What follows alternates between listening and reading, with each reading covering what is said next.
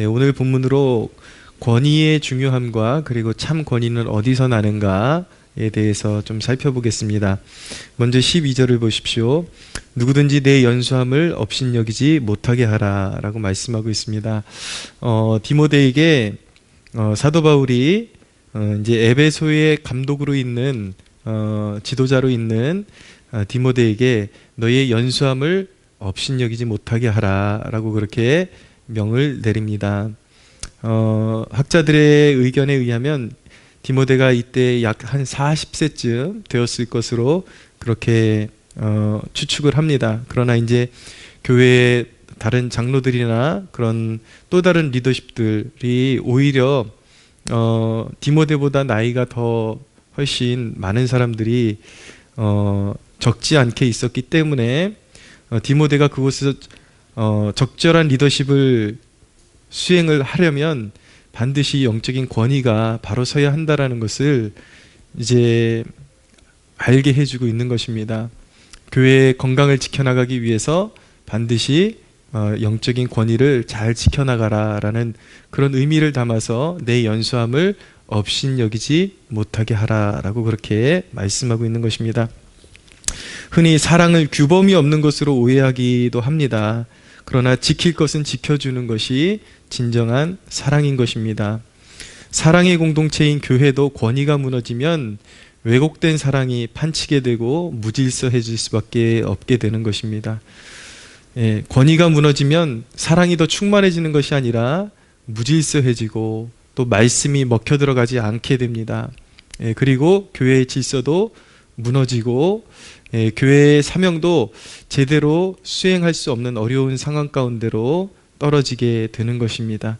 그렇기 때문에 교회의 권위를 세우는 것은 굉장히 중요한 일인 것입니다. 교회적으로 이 권위를 무시하는 사람들이 잘 들고 나오는 내용이 무엇이냐면 바로 만인제사장설이라는 것입니다. 종교개혁자들이 당시에는 절대적으로 그 사제만이 하나님께로 나아갈 수 있는 특권을 가지고 있다라는 그 의식이, 그런 가르침이 이제 지배적인 시대였기 때문에 그것을 성경적인 원리로 바로잡아주면서 이제 종교개혁자들이, 특별히 마틴 루터가 사제를 통해서만 하나님께 나아갈 수 있는 것이 아니라 모든 그리스도인들이 하나님께 직접 성령을 의지해서 나아갈 수 있다, 그렇게 예배자의 모습으로 나아갈 수 있다라는 것을 강조를 하게 되면서 이제 만인 제사장설이 대두되게 되었는데, 이것이 많은 사람들에게 있어서 진정한 의미가 호도되고 왜곡되어서 그것이 교회의 권위 자체를 부정하는 것처럼, 부정해도 되는 것처럼 그렇게 오해를 사고 있는 것입니다. 그러나 그것은 마틴 루터가 이 주장을 했던 그 본 의미와는 너무나도 동떨어진 그런 주장을 하고 있는 것입니다. 교회의 권위가 필요 없다고 하는 것이 아니라 하나님께 나아가는 데 있어서, 하나님과의 1:1 교제에 있어서 누구든지 사제를 통해서만, 소위 우리가 얘기할 때에, 우리식으로 얘기할 때 영빨 좋은 누군가를 통해서만 하나님께 갈 수 있는 것이 아니라 모든 성도들이 진정한 신심을 가지고 믿음을 가지고 그리스도 안에서 성령을 의지해서 누구나 하나님 앞에 예배자로 설 수 있고, 그리고 이 예배당이라는 한정된 건물 안에서만 예배가 일어나는 것이 아니라 길을 걸으면서도 자기 자신이 하나님 앞에 진정한 예배자로 그렇게 하나님의 임재 가운데로 들어갈 수 있는 길이 열려 있다라는 것을 가르치는 내용이 만인제사장설이죠. 그러나 그 이야기가 목사도 필요 없고, 또 그런 모든, 그러니까 교회 안에서 너나 나나 다 그냥 동일하고 그 안에 어떤 눈에 보이지 않지만 그런 영적인 질서가 없는 것이 아니다라는 것을 우리에게 알게 해주는 것입니다. 교회 안에는요, 권위를 내세우는 그것도 참 조심해야 되는 일이고, 그것도 올바르지 못한 방향으로 갈 수 있는 일이지만, 서로 간에 존중하는 가운데서도 눈에 보이지 않지만 분명하게 영적인 질서가 존재하고 있다는 것을 서로 인식하고, 가장 아름다운 관계는 서로 편하면서도 지켜줄 건 지켜주는 것이 가장 아름다운 관계가 되는 것입니다. 하나님이 구약 성경에 보면은 고라당의 사건을 통해서 왜 그것을 성경에 민수기 16장 한 장을 다 할애하면서 고라당의 사건을 그렇게 기록하게 해 놓으셨을까요?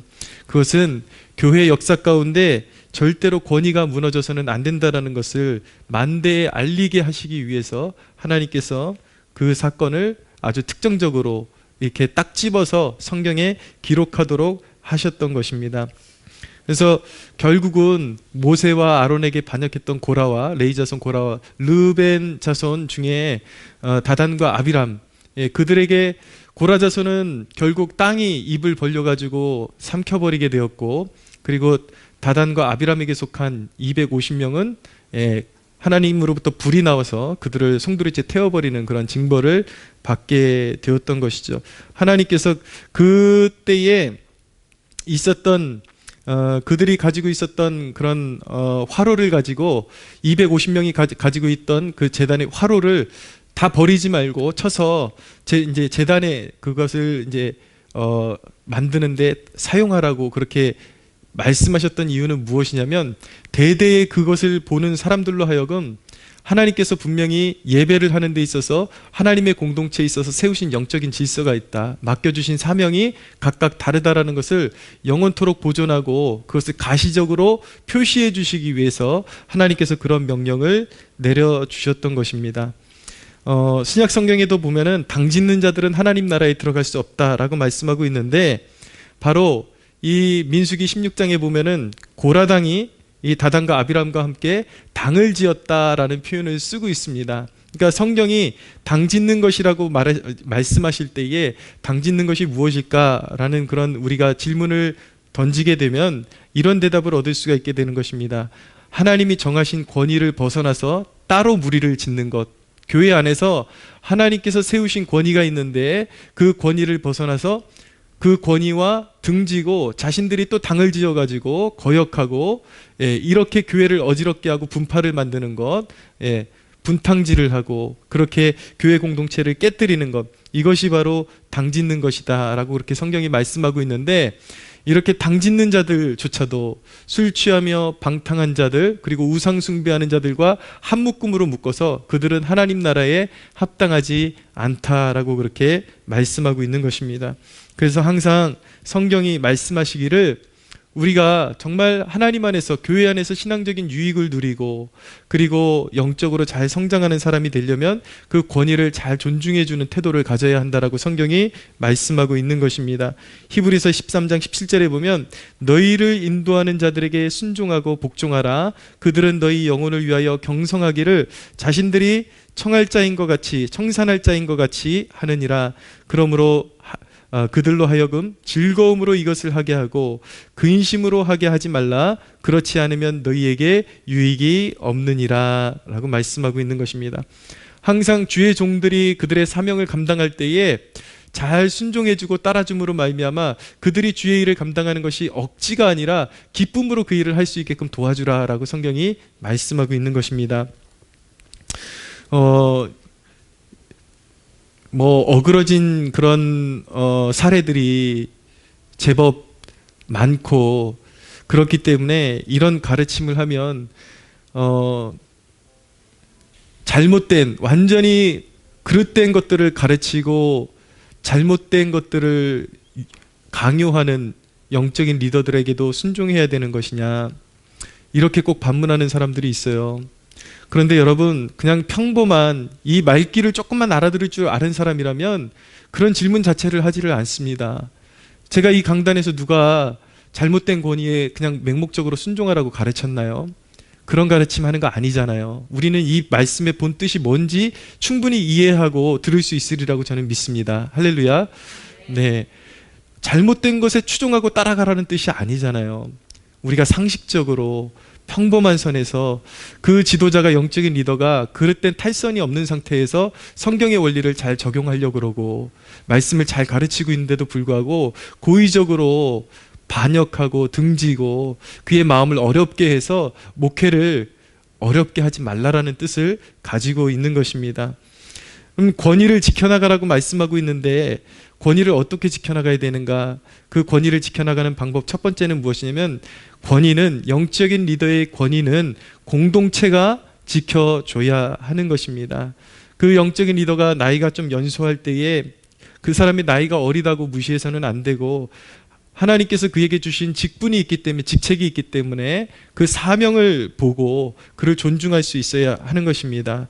말씀을 전하는 일꾼 그리고 인도하는 그러니까 영적으로 자신들의 그런 어떤 사안을 두고 함께 기도해주고 그리고 올바른 길로 인도해주는 일꾼을 귀히 여기지 않는 것은 무엇과 같은 것입니까?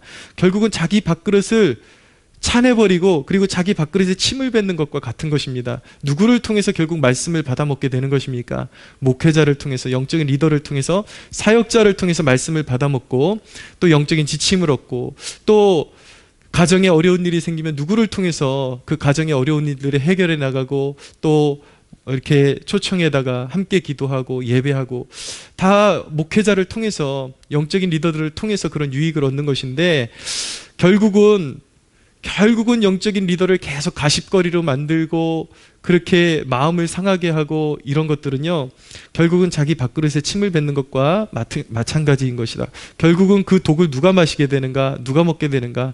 자기 자신들, 성도들 자기 자신이 그 독을 받아 마실 수밖에 없고 영적인 유익을 한 가지도 누릴 수 없게 된다는 것을 알게 되는 것입니다. 그러므로 영적인 권위는 누가 지켜줘야 하는 것입니까? 공동체가 지켜줘야 하는 것입니다.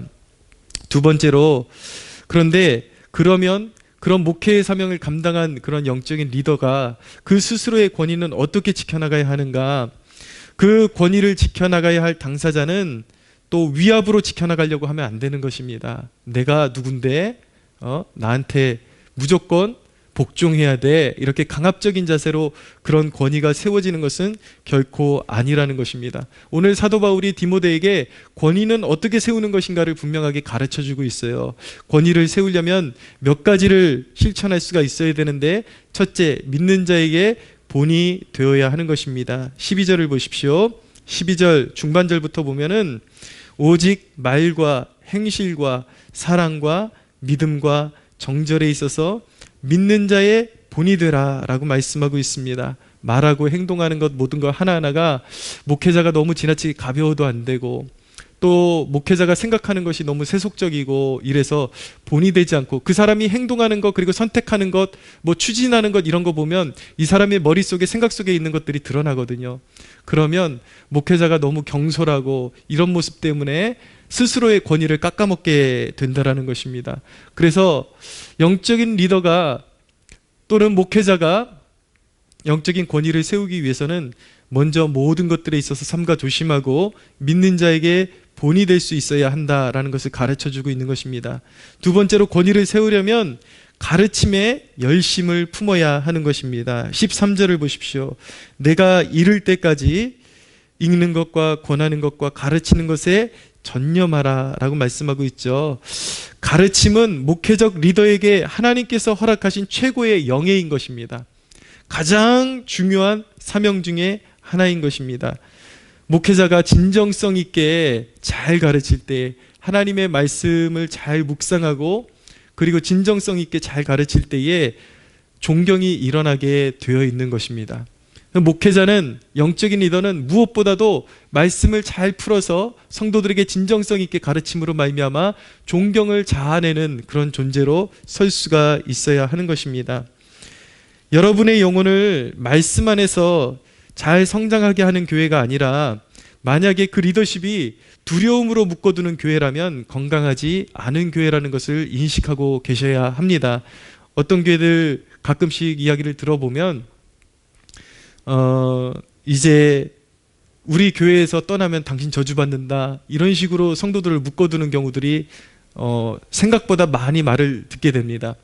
그러니까 올바른 권위에 순종하게 만드는 것이 아니라 어떤 두려움을 유발시켜가지고 내 말을 안 들으면 당신 보나마나 저주받는다, 당신 가족이 저주받는다, 이런 식으로 해서 이제 교회에 묶어두는 그런 권위, 이것은 사실은 악한 권위인 것이죠. 물론 권위에 대해서 업신여기고 그런 것에 대해서 하나님이 반드시 보응을 하시는 것도 사실이지만 목회자 자신이 성도들을 케어할 때에 그 그 두려움을 자아내서 자기 권위에 복종시키려고 하는 그 태도는 사실은 악한 권위를 발휘하는 것입니다.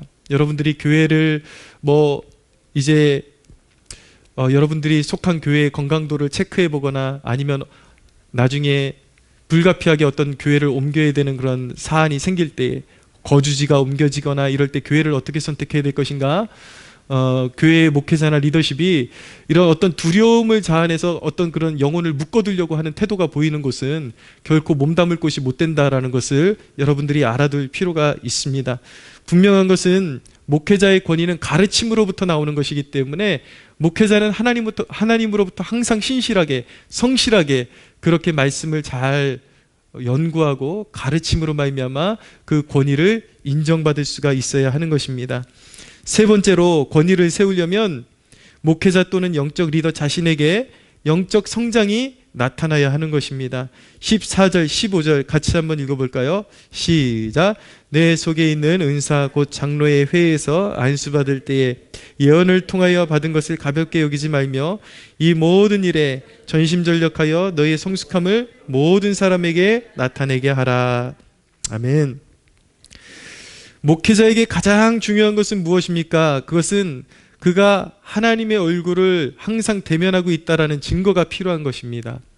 그가 강단에 설 때에, 그가 영적인 어떤 업무를 수행할 때에 그가 정말 하나님과 친밀함을 유지하고 있는 사람인가, 그것이 과거의 어떤 사건이 아니라 이 목회자가 지금 하나님 앞에서 무릎 꿇고 있는 사람인가가 표현되어지고 나타나는 것이 굉장히 중요합니다.